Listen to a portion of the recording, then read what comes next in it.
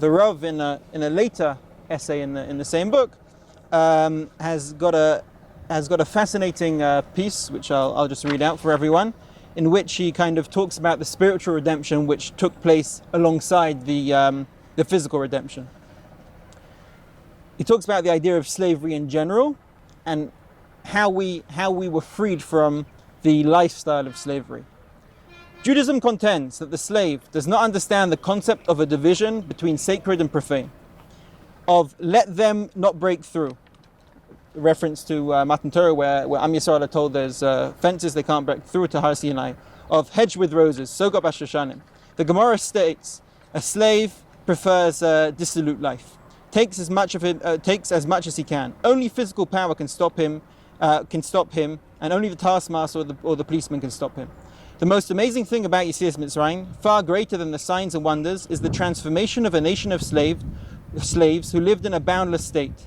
As slaves, they understood only one thing: you must obey the taskmaster.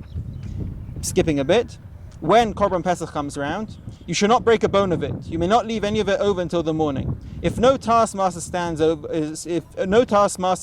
you, their life was a naked one, a beastly one controlled by lust and desires.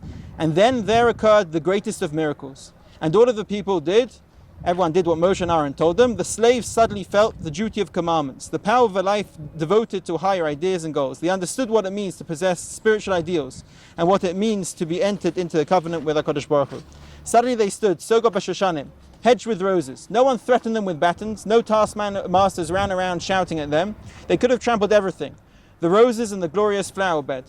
But suddenly they beheld the power and the beauty of the roses. They guarded the flowers. This transformation was a hidden miracle of great import. The Jews were able to distinguish between sacred and profane. What is this idea of spiritual freedom and this idea of halacha, which we still have to keep everything? It does seem to be a legal structure, but still we're kind of free in our shmiras halacha. First, let me just clarify a point that you referred to from the previous answer. When I say reenact, I indeed mean so, but I don't mean reenacting with costume and dressing up like as if you're in Egypt or eating with a tray. I'm not a fan of reenacting things that literally. I also think that at the end of the day, it's very artificial. I also don't think you have to, do Shakespeare with period costume, and you can do. The essence of Lear is the parent-child relationship, not whether you're wearing 16th century garb or 20th century dress. And therefore, here also, I mean reenacting your inner world, and you can think when you talk about Vayanunu Avodah Kasha. Your mind can associate with the Holocaust and not only with, obviously we're talking about Egypt, but you try to filter Egypt through our contemporary ideas and not necessarily think, I want to dress up, I want to wear a kittel, not a galabia, okay? So the things we're doing on Leil HaSeder kind of triggers for the inner experience. I think so, and I think at the end of it, yes, we reenact our inner world. And to the quote that you mentioned, I feel like this: if you look at Arba Shon Geula, so Arba Shon Geula tell us, right, Kadosh Baruch Hu redeem us and to rescue us. V'tzeiti v'tzalti v'galti v'lakachti. I will take you out of the bondage of Egypt. I remove you from the suffering, etc. I will elect you as my chosen people. But it doesn't stop at that. It continues with V'veiti etchem al haaretz. I will take you to the land. Meaning, leaving Egypt is not the end of the story. In many senses, it's the beginning of the story. Once you've escaped the negative and you're no longer subordinate and enslaved, you can now act and forward goals that you believe in. And by the way, it's not only going to Eretz Yisrael, right? Moshe Rabbeinu was told to sneh.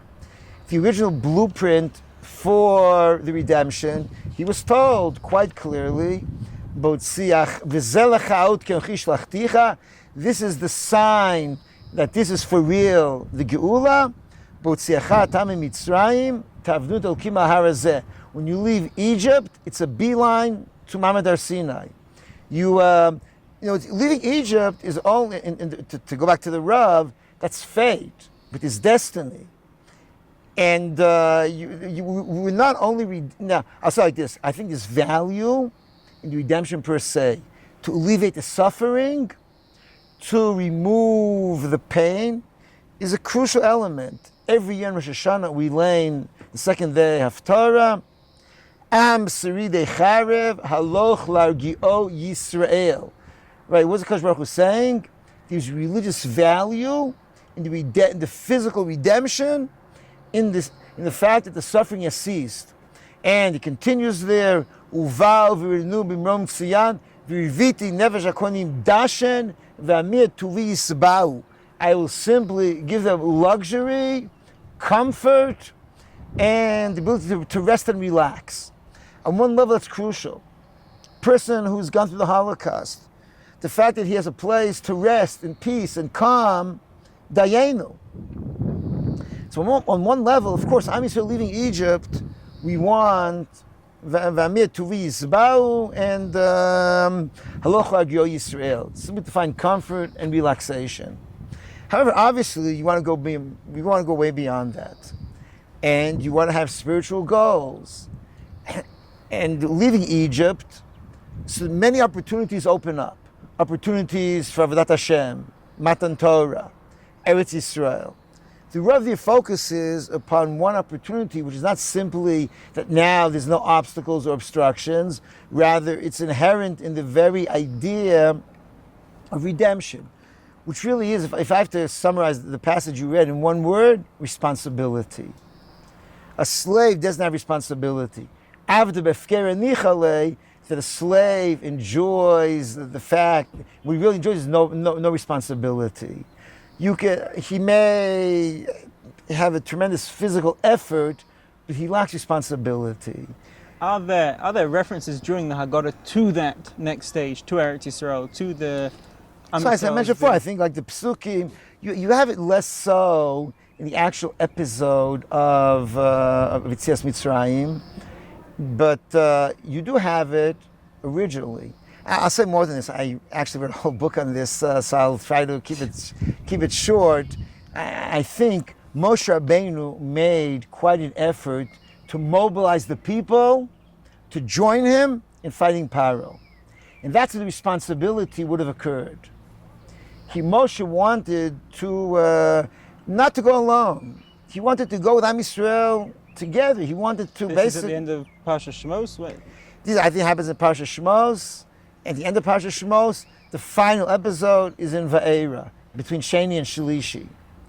And then Moshe Rabbeinu realizes that the people are suffering too much. What do you mean? Right, Moshe Rabbeinu said, when Moshe Rabbeinu looks at the people, he's living a life in the palace. Can you come to someone who's suffering so much, so downtrodden, he's being trampled? Can you come and really expect him to rise and revolt? It's not clear at all that there's so much suffering, they're broken spirits. And whatever the reason, Moshe Rabbeinu realizes it's not going to work. When we come and say, Ani v'lo malach, Ani v'lo saraf, Ani Hashem, that's a tremendous praise. It's Am Yisrael, it's a tremendous privilege. When we say, Ani v'lo acher, something is missing. Because it also implies Ani v'lo Yisrael. And that is not a privilege. Moshe Rabbeinu had hoped and tried to lead that Am Yisrael would take responsibility in Egypt. It was not to be. And this then plays out throughout the rest of Sefer Shemot. The Egel is a direct result of that. Because what happens in the Egel? They panic. They panic because they can't take responsibility. The leader who's leading them is gone. And therefore they panic. And they're incapable of taking responsibility. It plays out later on. Once more, it's a whole book. I don't want to, not to get back to like a slave takes responsibility. And here I'd like to point out more the crucial point. Still in the Rav's world, and I would dare say it's quite a faithful representation of major element of, of what Judaism is all about. Man serves God. When you talk about man serving God, when you say you're an Eved Hashem, now don't think about a slave. We come and say, right, that Moshe is Eved Hashem. or that person should Kili b'nei Yisrael avadim avadayim asher utzeitu tam eretz Mitzrayim. That's where it says. It says not so much in the Pesukim would describe what happened in Egypt. You won't find this idea much. You'll find it in the programmatic statements. This is a programmatic statement way after they left Egypt. But saying is the reason you left Egypt is in order to be an Eved Hashem. By the way, we say this every day, twice a day in Kriyat Shema. Right, Kriyat Shema concludes, Ani Hashem Elokeichem asher tzeis eschem eretz Mitzrayim lios lachem le'elokim. Right, why do you leave Egypt? So I should be lios lachem le'elokim. And how is lios lachem le'elokim? When man serves God. And the whole idea, how do you serve? Don't think as a slave. Think as the master of the household, a butler, but much better. Think of a CEO. Think of a knight in an army. Think of a general, not the general, second in command. If you're talking Israeli terms, think of an aluf pikud, a machat. Think of like a division commander. Think of a person in charge of all central command. A person like this, he's subordinate. He has a superior. It could be the chief of staff. It could be the president, the prime minister. He's subordinate, but he's a tremendous amount of authority, which he exercises as a delegate, as a representative of the person who's delegated to him. And when we talk about gadlus ha'adam, paradoxically, the ashkafic approach, which talks about man serving God, God delegates to him much more. Man can create in Torah. He can conquer the world. And the Gemara says, "Ibayit tzadiki baru alma." Tzaddikim wanted, you can create worlds, and you do create worlds, but all this is because God has empowered you, and that's the point. The slave does a lot of work, but he's not empowered. He lacks responsibility. And when you're a free person, it doesn't mean free to just enjoy life. Right, the idea of the concept of liberty within the Torah is not the concept of liberty to do what you want. It's the concept of responsibility. It's responsibility. It's the freedom to, not liberty, it's freedom to exercise responsibility and to have the Kadosh Baruch Hu delegate to you tasks and responsibility. Just as a side point, which came up in what the Rosh Yeshiva was describing before, Moshe Rabbeinu wanted Am Yisrael to take achrayus, to take responsibility, and they didn't. Moshe Rabbeinu doesn't appear in the Haggadah. Is this one of the kind of underlying themes, perhaps, why he doesn't appear? It's supposed to be between HaKadosh Baruch Hu and Am Yisrael, and Moshe Rabbeinu is not there because that is what it should be? I'd say the following. There are probably many reasons, and every time Moshe Rabbeinu disappears, there's this whole cottage industry of why is he missing from this parsha, or obviously the basic point is that God has two purposes, right? That God celebrates both redemption and also the B'chiras Yisrael, right? Because we're elected us to be His people. We want the Kadosh Baruch Hu and our relationship with Him to be center stage. And whenever you have a delegate, there's always the danger of Chas v'Shalom replacing the delegate for the master himself. But and that's avodah zarah. But even if I'm not concerned with that, the problem though is you always deal with the person you deal with immediately. It always leaves the impression. We want to make sure Pesach night, because Pesach really is the night in which B'chiras Yisrael occurred.